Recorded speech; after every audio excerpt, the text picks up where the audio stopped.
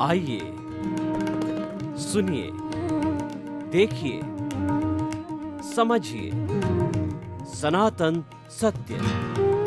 जैसी दृष्टि वैसी सृष्टि, दृष्टि विज्ञान। कुदरत, कुदरती रचना एवं कुदरत के कानून से शाश्वत सुख की प्राप्ति। जोधपुर के परम पूज्य महात्मा उपासक प्रोफेसर डॉक्टर सोहन राज तातेड़ के निर्देशन में सनातन सत्य। जैसी दृष्टि वैसी सृष्टि, दृष्टि विज्ञान।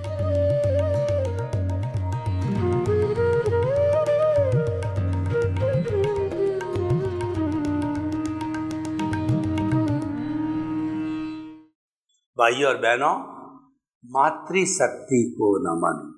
आज का सुंदर विषय, आनंद का अजस्र स्रोत कहाँ है, यानी आनंद का झरना कहाँ बहता है।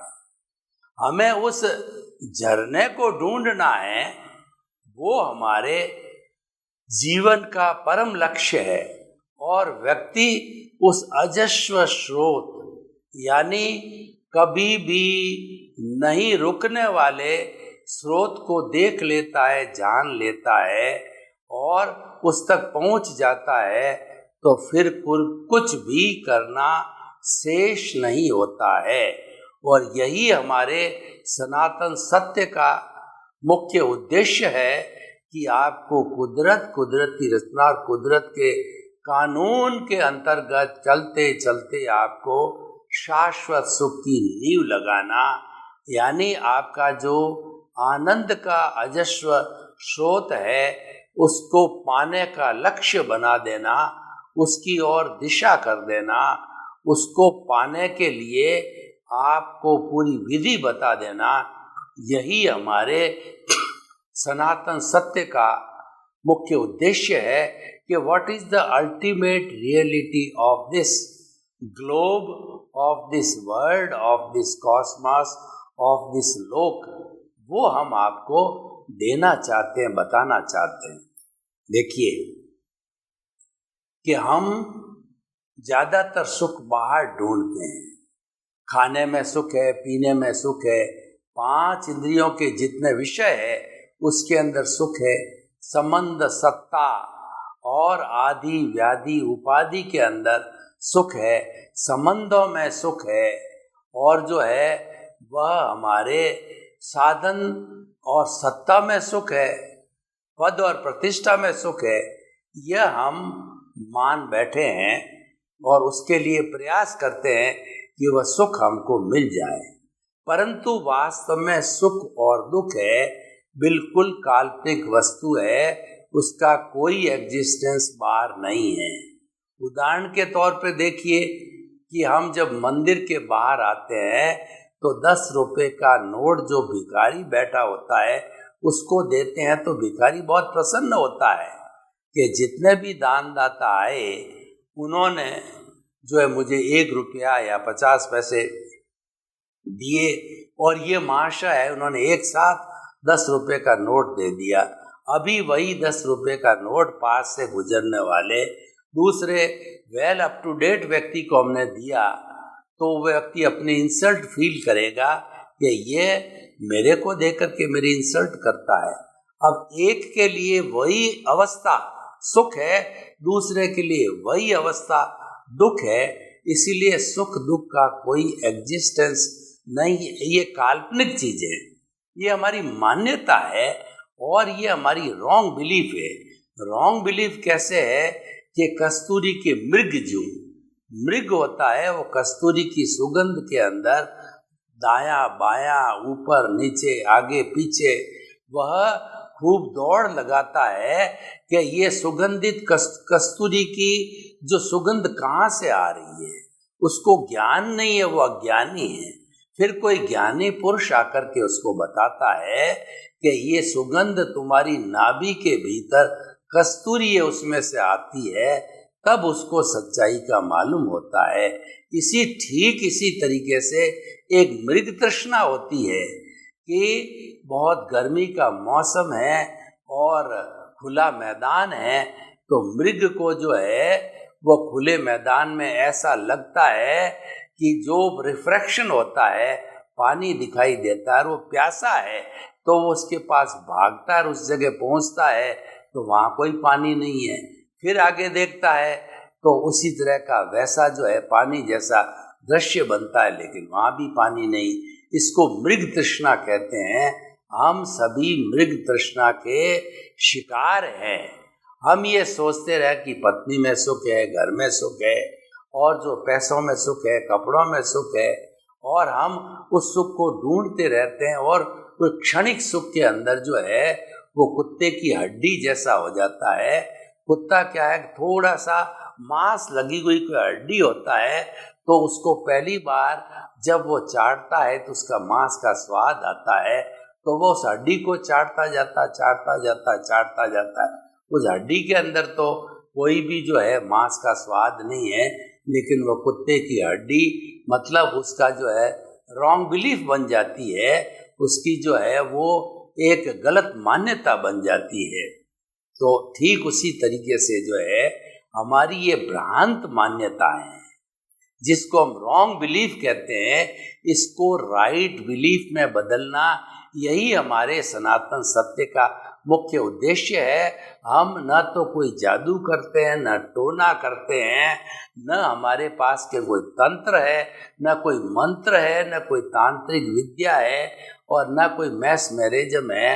हम तो मात्र आपकी रॉन्ग बिलीफ जो गलत दिशा में जा रही है उसको राइट दिशा के अंदर मोड़ देते हैं। हमारा सिद्धांत है कि जैसी दृष्टि वैसी सृष्टि, हम आपको दृष्टि विज्ञान देते हैं। आपकी दृष्टि गलत दिशा में जा रही है, उसको राइट दिशा में डाल देते हैं।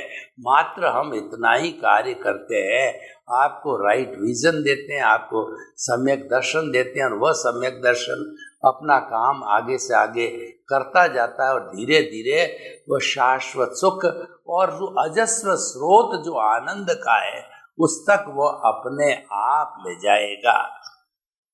तो अब जो है आप देखिए कि हम ये सब बाहरी चीजों में करते हैं, और जब कभी हमारे भाग्योदय से, हमारे पुण्योदय से, हमारे प्रारब्ध और पुण्य से जो है हमको कोई ज्ञानी पुरुष मिल जाए, सदगुरु मिल जावे, और गुरु का अर्थ होता है, गुरु का मतलब अंधकार, रू का मतलब दूर करने वाला।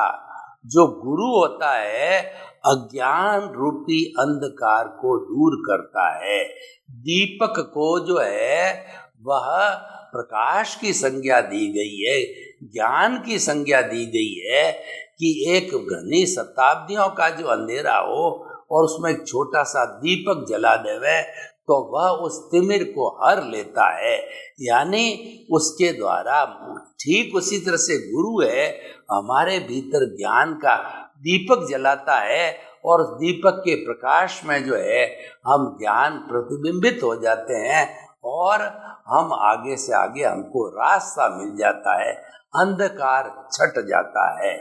तो इस तरीके से जो सरस्वती ज्ञान की देवी है उसका कोई भी अनुष्ठान किया जाता है, कोई भी कॉन्फ्रेंस या शिक्षा जगत की कोई भी ज्ञान की जो है वो कार्यक्रम रखा जाता है, तो सबसे पहले सरस्वती देवी को जो है वो हम कहते हैं कि जो है दीपक जलाते हैं हम, और दीपक जला करके प्रकाश करते हैं।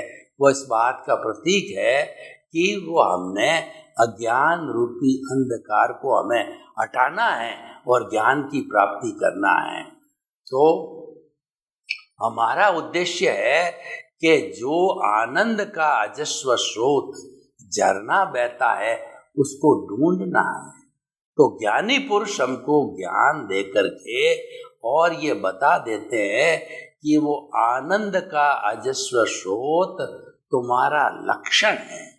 तुम्हारा जो लक्षण है वो आनंद है, और आनंद भीतर है, भीतर आत्मा है, प्रभु है, उनका लक्षण ही आनंद है। वह भीतर जो प्रभु बैठा है वो अनादि अनंत काल से जो है मूल रूप के अंदर वो मुक्ति वाला शुद्ध आत्मा है। लेकिन तुम्हारे मैं और मेरा के कारण, अज्ञान के कारण, राग द्वेष के कारण वह बॉन्डेड हो गया है। वो बॉन्डेड होने के कारण ये जो है 84 लाख जीवा योनि के अंदर घूमता रहता है, अलग अलग शरीर धारण करता है और उससे उसको दुख प्राप्त होता रहता है। लेकिन अगर वो अपने स्वरूप की जानकारी करता है, स्वरूप में जाता है, तो स्वरूप के भीतर जो आनंद का अजस्र स्रोत बहता है, झरना बहता है। हमारा जो शुद्ध आत्मा स्वरूप है वो अनंत ज्ञान वाला है, अनंत दर्शन वाला है, अनंत शक्ति वाला है, अनंत सुख का धाम है, वो आनंद का अजस्र स्रोत है, वह अशरीरी है। हमारा आत्मा ऐसा है कि न तो वो आत्मा न तो कभी जलती है, न मरती है, न कटती है, न कोई उसको सुखा सकता है, और जो है वह न किसी को रोकती है, न वो किसी से रुकती है। वह तो अव्याबाद टंकोत्तीर्ण है और आनंद का बहता हुआ अजस्र स्रोत झरना है। तो उस झरने को हमें प्राप्त करना है, यानी अपने स्वरूप की प्राप्ति करना है। यह लक्ष्य हमारा जो है ज्ञानी पुरुष जो है बिठा देता है। ज्ञानी पुरुष हमको प्रीति, जागृति और अनुभव, ये 3 तरह के जो है हमको गिफ्ट देता है, जिसमें प्रीति में हमारे एक एक कोशिका के अंदर 60 खरब कोशिकाओं में ये एहसास जमा देता है कि तुम तो शुद्ध आत्मा हो, शरीर अलग है, तुम अलग हो, तुम्हारा काम अलग है, शरीर का काम अलग है। ये शरीर तो पिछले जन्म के कर्म के भुगतान के लिए मिला है, यह व्यवहार जगत का काम है। लेकिन तुम तो निश्चय जगत के अंदर रहते हो, तुम तो जो है अशरीरी शुद्ध आत्म स्वरूप हो। यह हमको भान करा देते हैं, ये ध्यान के साथ में प्रीति बिठा देते हैं।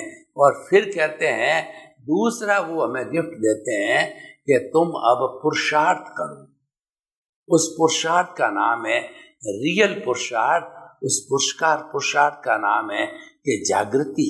तुम इस प्रीति की भावना 24 बनाए रखो, आवर 24/7 24 आवर्स बनाए रखो कि मैं तो मन वचन काया से मुक्त ऐसा शुद्ध आत्मा हूँ। क्योंकि मन वचन काया तो अपना काम कर रहा है व्यवहार जगत का, वह तो पीछे से लेके आया है, वह पीछे से एकत्रित करके आया है। तो इस जन्म में उसकी प्रतिध्वनि उसको वैसा ही मिलेगा। यानी जो टैप रिकॉर्ड पिछले जन्म के अंदर भर के लेके आई प्रतिष्ठित आत्मा, वो इस जन्म के अंदर डिस्चार्ज रूप के अंदर टैप रिकॉर्ड वो खुलता रहेगा। मन वचन काया की तीनों बैटरियां जो है वो खुलती रहेगी और वो अपना कार्य जो है वो करती रहेगी। तो वो अपना काम करता है, तुम अपना काम करो। दोनों के अलग अलग काम है, क्योंकि वह तो जड़ है, वो तो अवस्था है। मन वचन काया तथा उससे जुड़ी हुई अवस्था मात्र कुदरती रचना है। कुदरती रचना का अर्थ है कि वो अवस्था है और वह अवस्था कुदरत के अधीन है और कुदरत के ताबे है। तुम्हारी उसमें कोई पंचायती, तुम्हारा कोई कंट्रोल, तुम्हारा कोई इंटरफियर उसमें नहीं चलेगा। क्योंकि जो कुदरत है वही हमारे समस्त प्राणियों की क्रिएटर, ऑपरेटर और डिस्ट्रॉयर है। और उसकी ये ड्यूटी है कि जो जो हम पिछले जन्म के अंदर उपादान लेकर के आए हैं, हम जो है कॉजेस डाल के आए हैं, तो उसके इफेक्ट रूप के अंदर वह जो है संजोग हमारे सामने लाके खड़ा कर देगा। कैसे खड़ा करेगा कि मान लीजिए कि पिछले जन्म के अंदर आपने किसी को दुख दिया, कष्ट दिया, तो इस जन्म में वो व्यक्ति बेटा, पुत्र, पति, पत्नी किसी रूप में आकर के खड़ा हो जाएगा और पुनः आपको जो है उस दुख की अनुभूति कराएगा। मैं आपको उदाहरण देना चाहता हूँ। दो पक्के मित्र थे किसी गांव के अंदर, और एक मित्र जो गांव में ही था, गांव में ही धंधा करता था, दूसरा मित्र जो है वो दिशावर प्रदेश जाने लगा। तो उसने गांव में रहने वाले मित्र से कहा कि भाई ये 50,000 रुपया मैं आपके पास में रख के जाता हूँ, घर पे रिस्क है, तो मैं आऊँगा तब आपसे ले लूँगा, और तुम्हारे धंधे में इसको काम ले हो तो इसका इंटरेस्ट बने वो मुझे आऊँ जब दे देना।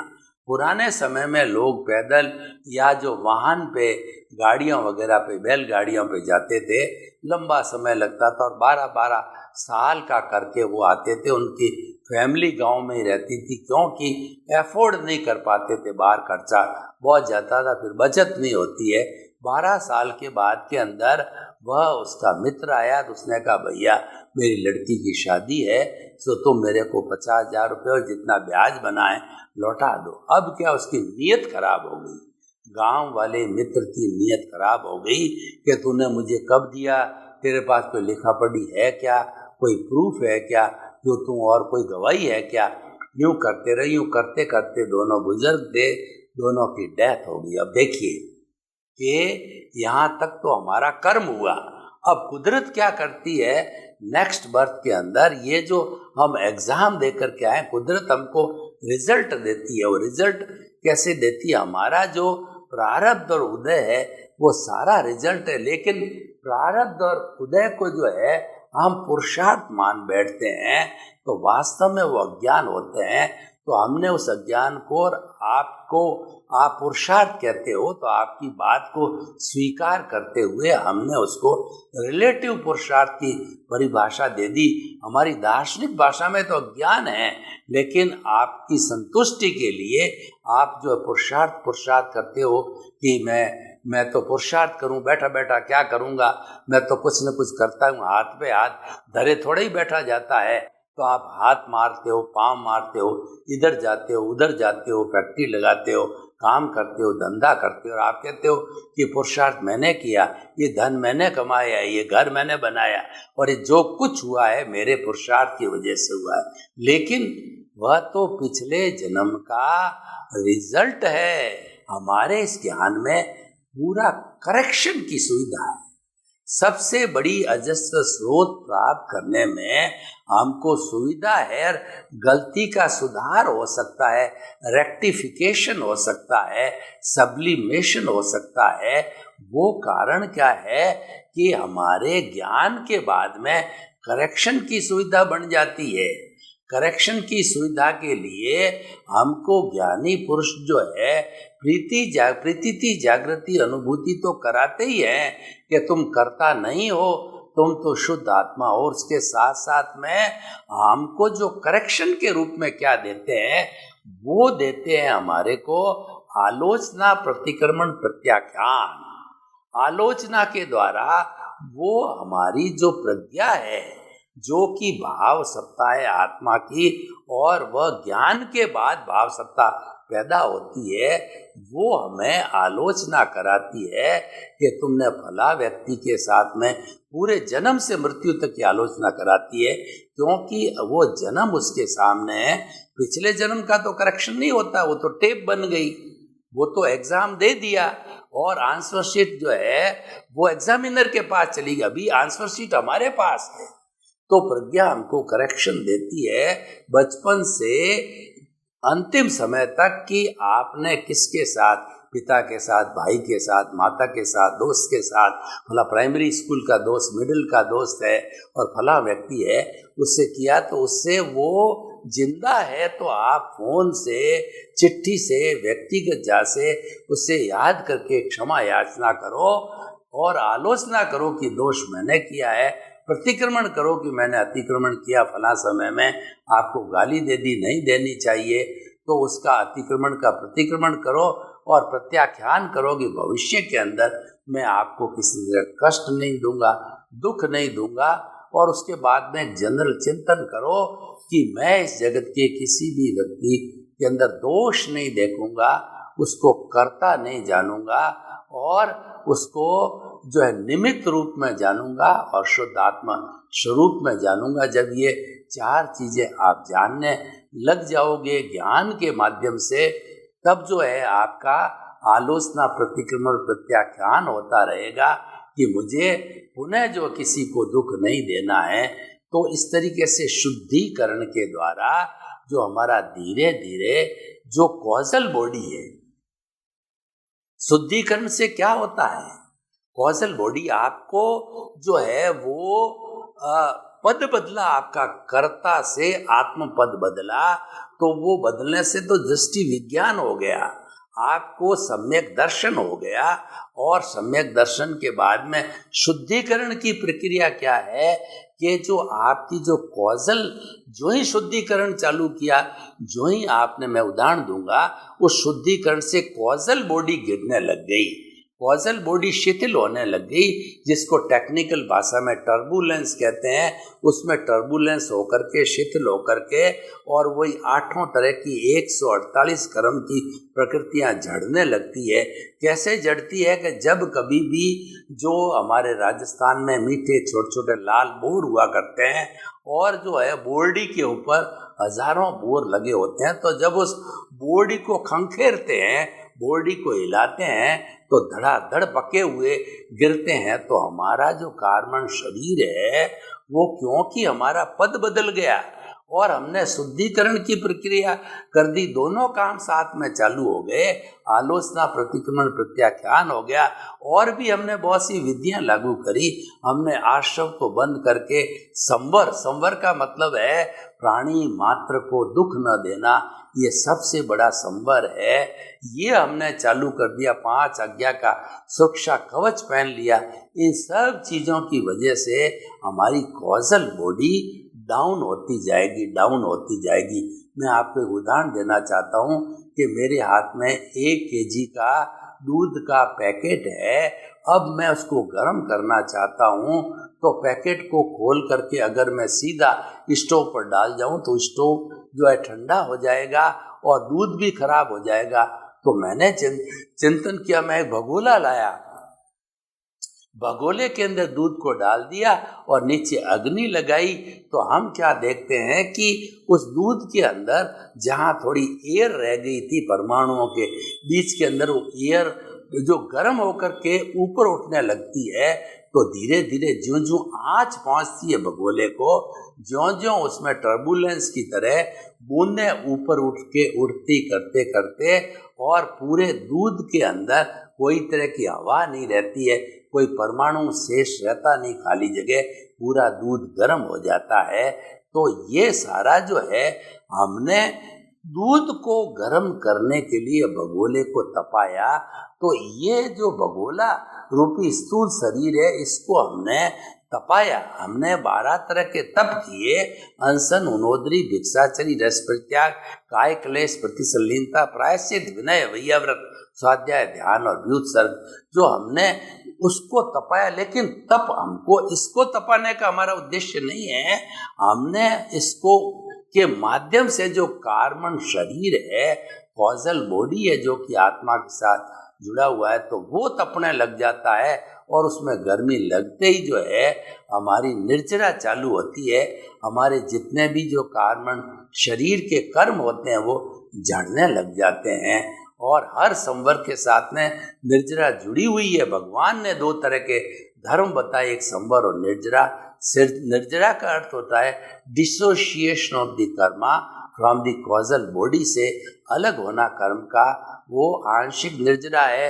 और ये निर्जरा जब बढ़ती जाती है हमारी साधना के द्वारा, तब वो संपूर्ण निर्जरा होती है, और वो हमारा 14वां गुण स्थान होता है। 14वें गुण स्थान का अर्थ ये हुआ उ ई री ल, इतना गिने जब तक जो है हमारा, क्योंकि सब कुछ शुद्धिकरण हो जाता है, तब ये 5 शब्द गिनते ही हमारा संपूर्ण रूप से समाप्त होने वाला कॉजल बॉडी, और फिर हमारा व्युत्सर्ग हो जाता है। व्युत्सर्ग का मतलब पहले मन का व्युत्सर्ग होता है, फिर वचन का व्युत्सर्ग होता है, फिर 2/3 काया का सिंबॉलिक अवगाहन स्वरूप जो है वो हमारा व्युत्सर्ग होता है। और हमारा जो प्योर आत्मा होता है वह जाकर के सिद्ध शिला में मुक्ति के स्थान पर जो जाकर के वह विराजमान होकर के स्वयं ईश्वर बन के, प्रभु बन के, और जिस अजस्त्र स्रोत की हम बात कर रहे थे कि हम आपको अब अजस्र स्रोत के पास में पहुंचा रहे हैं, वो झरना, जिस झरने की बात करी है वो झरना लेकर के हमारी आत्मा बैठ जाती है, और झरने के अंदर वह जो है वह गोते लगाती है, और वो आत्मा जो है वो आनंदित होती है उस हमारे आत्मा के झरने के अंदर जो है गोते लगा करके। तो भाइयों और बहनों, हम आपको ये बताना चाहते हैं, अजस्र स्रोत भीतर है आनंद का, और वह हमारी आत्मा का, कहना चाहिए कि आत्मा का जो है हमारा एम्बेडेड प्रॉपर्टी है, वह हमारी आत्मा का लक्षण है जो इसके साथ जुड़ा रहता है। गुण को गुणी से अलग नहीं कर सकते, आत्मा के इस गुण को आत्मा से अलग नहीं कर सकते। यानी आपने अपने स्वरूप की जानकारी की, अपने आप को पहचाना, तो आपका अजस्र स्रोत तो बह ही रहा है। वो झरना कोई वो कभी रुकता नहीं है, वो तो अजस्र का मतलब है कि वह हर समय 24 आवर्स भूत भविष्य वर्तमान के अंदर वो बहता ही रहता है। क्योंकि जो खजाना आनंद का है, मैं अनंत सुख का धाम हूँ, वो भीतर है, जिसके पास में कोई दुख है ही नहीं है। तो हम उस झरने को हमने देखा, अब उस झरने का आप रसास्वादन करते रहें, वो हमने सारी टेक्निक आपको बता दी है। सर्वे भवन्तु सुखिनः, सर्वे सन्तु निरामया, लोक के सब जीवों को सुख मिले, शांति मिले, आनंद मिले, प्रेम मिले, सौहार्द मिले, और सब भाई भाई भातृत्व के रूप में रह कर के अपने कर्मों के अनुरूप जो है जीवन यापन कर सुखी बने। आपके प्रति मंगल भावना। ओम शांति।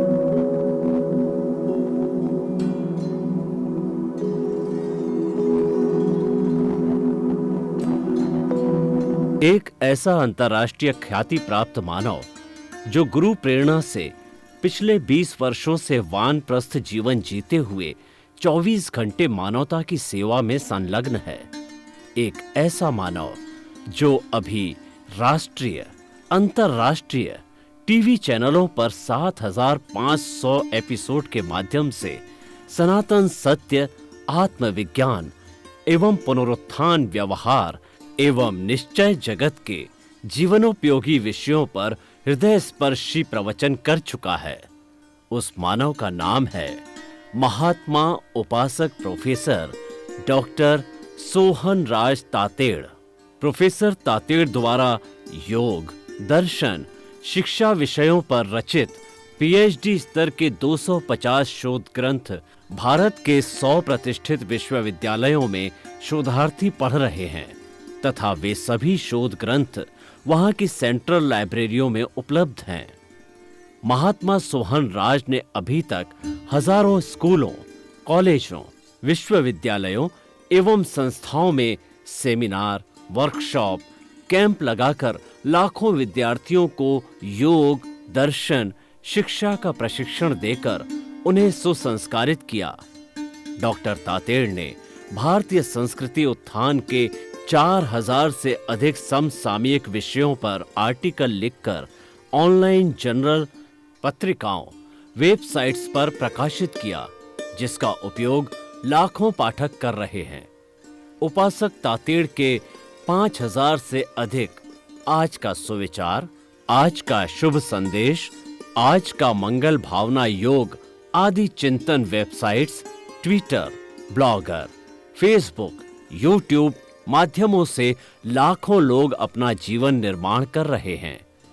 मानवता के मसीहा ऐसे महामानव महात्मा सोहन राज तातेड़ के प्रोफाइल को अभी तक विश्व के 20 लाख दर्शक यूट्यूब पर, 12 लाख गूगल पर एवं लाखों दर्शक फेसबुक, ब्लॉगर, ट्विटर और इंस्टाग्राम पर देख चुके हैं।